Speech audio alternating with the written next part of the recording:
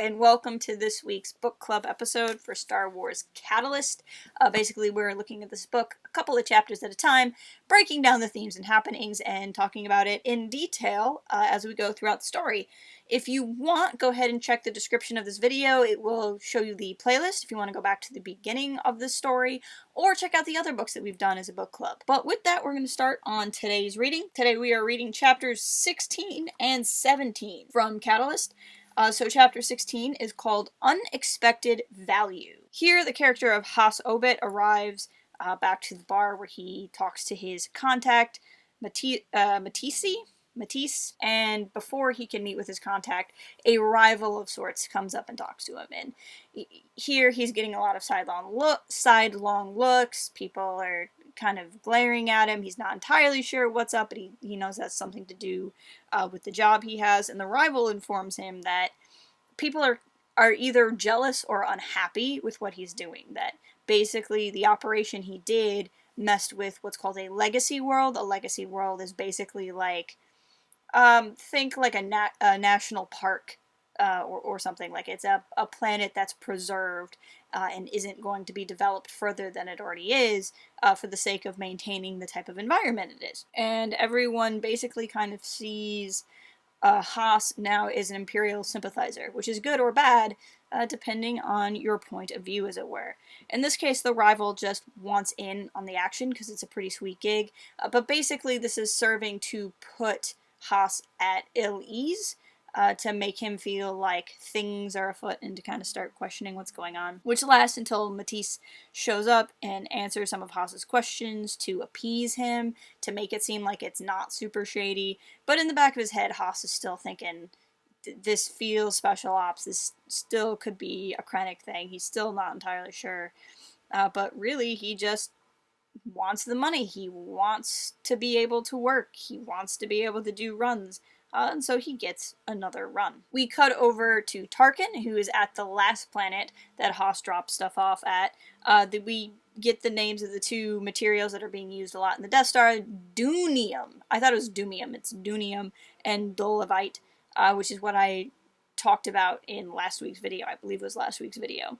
Which is, these were materials that were seeded throughout books that got released, including the first Thrawn novel, to kind of tell the tale of the Death Star getting built in this time period. Tarkin is talking to a very savvy lawyer for the planet about Imperial planetary control and talks about legacy status and like the planet's separatist history, and she's saying all of these things are like things he's trying to get around. She thinks this whole thing is suspect because there's an investigation on the planet falls under some new jurisdiction and its legacy status gets temporarily taken away. It can be given back, but in that time the planet's probably going to be strip mined before it can get that title back. And she's well aware that this is what's going to go down because she's smart, and Tarkin just doesn't want to show his hand yet. After this call, Tarkin also considers Krennic, how he's got to play it just right for when he wants to get rid of Krennic. Right now, Krennic is a placeholder.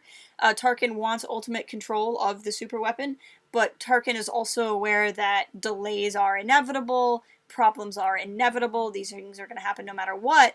As long as Krennic has control of the project, then all of that stuff is Krennic's fault. But it's about being able to take over the project at the proper moment, so that it looks like he's swooping in and finishing it and can just steal all the credit for himself after Krennic does all of the hard work and Tarkin just sat around and watched, as I like to say. I do think it's odd because at one point Tarkin considers going to Vader and being like, hey Vader, this is what Krennic's up to, which is probably just a way of setting up that we see Vader in Rogue One. But Vader, as we know in A New Hope, isn't that into the Death Star, right? Don't be too proud of this technological terror you've constructed. The ability to destroy a planet is insignificant next to the power of the Force. Vader was never super into the Death Star. He was into the Death Star for the sake of his master, but it wasn't really what he was all about. So he probably wouldn't actually be as interested in Krennic or Tarkin as they would seem. He would just be interested in doing his master's will and seeing the Death Star get built and knowing what his master is up to and knowing what these underlings are up to. But that seems like more of a setup because I don't think Vader is actually going to spend a whole lot of time being all that concerned about Krennic. Speaking of Krennic, we find out he's over at a twin lab that mirrors Galen Erso. So basically what goes on is Galen is still working on Coruscant for Project Celestial Power, and Galen, of course, doesn't want to weaponize energy. So Krennic's current plan is to have Galen work on all of this stuff. Meanwhile, there's another lab that's supposedly identical to Galen's that are supposed to replicate Galen's results so that they can weaponize it there. That Galen will unlock the secrets and they will weaponize it, and Galen will never know the difference. It's interesting too because the guy who's either in charge or at least important at this other lab is the guy that Galen got into the drunk guy that Galen got into a fight with at the ball a couple of chapters ago. But something has gone horribly wrong here. They weren't able to accurately replicate the experiment, and the twin lab went boom. And so that obviously causes issues for Krennic's plan. The lab techs were all able to get out, but they're going to meet an unlikely and unfortunate end because they're now a loose end. They get removed. And this is something we'll see play into in the next chapter. But just in this whole unexpected value title, we have, Haas finding money, and that's why he's turning his head on different things. Tarkin is finding the value of keeping Krennic around, and, there's an unexpected value of energy that blows up the lab. But it's basically a chapter of everybody's plans are basically showing you where everyone's side plans, apart from Galen's, are and coming together. We hit chapter 17, which is called Material Implications. We're back to Haas. Haas brings a load to another world. He can tell it's the same thing all over again. He's going to bring some kind of contraband. Imperials will find the contraband and be able to take over the world.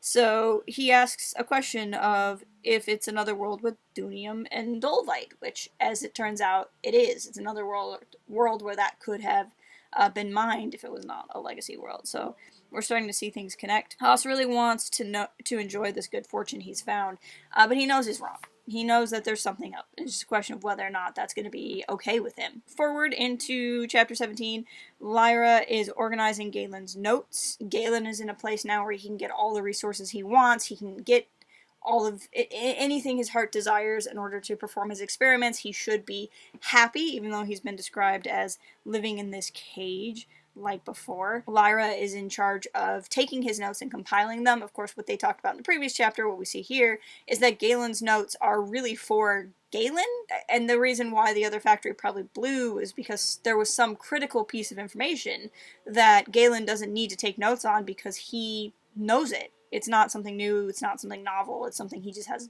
committed to memory. Just like I take notes on this book, I don't re-explain what the Death Star is, right, in my notes, and I don't necessarily have to tell you guys what the Death Star is when we talk. So it's something that he takes for granted, that he doesn't put in these notes that Lyra puts together, and that's what's messing up the lab in the previous chapter. We get to spend a little bit of time with Jyn. Jyn is a night owl like her father, independent and imaginative. I really liked the idea of her being characterized as imaginative, because when we see her in Rogue One, she's really broken down. Been imprisoned, she's lost her family, she's been on her own, she's lost her second family because Saw has already, left her behind. It's nice to see Jyn in these early origins where she's still happy, as a small child. Reva, the mentor, calls and Lyra picks up the phone. So this is the mentor that Galen had gone to talk to a couple of chapters ago.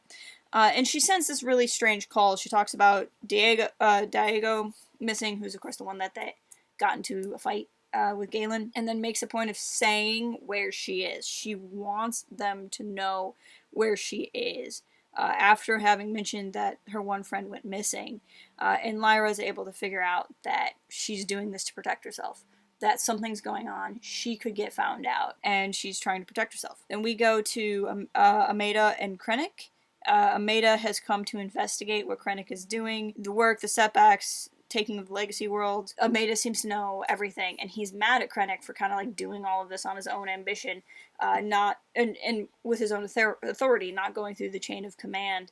And he's basically there to lecture and discipline Krennic, and then Krennic's like, well, punish me by promoting me, basically, because he's like, if I'm promoted, then I can prove or I can make these guys do what I want even more if they realize that I'm effective. So Krennic's got that kind of strange charisma where he can make something like that work, which is interesting to see play out. But Tarkin's playing his cards and trying to take control and wrest control away.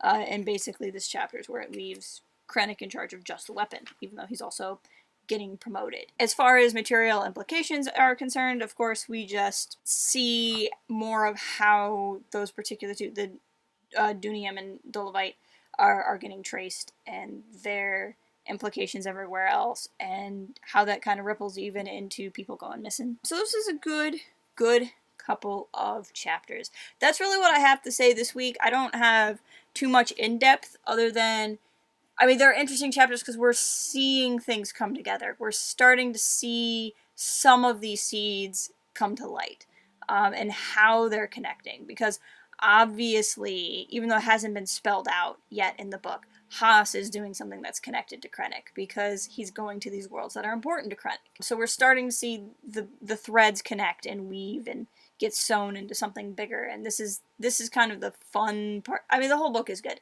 but this is the fun part of the book for me, where things are piecing together and you can start to see them all take shape and see the grand conspiracy that is building the Death Star. With that, let's go ahead and read chapters 18, 19, and 20. So we'll do 3 chapters next week. 18, 19, and 20. If you're not already, please follow us on the socials, join our Discord, join the conversation in other places. I'd love to connect with you guys. And with that, I will talk to you guys next week.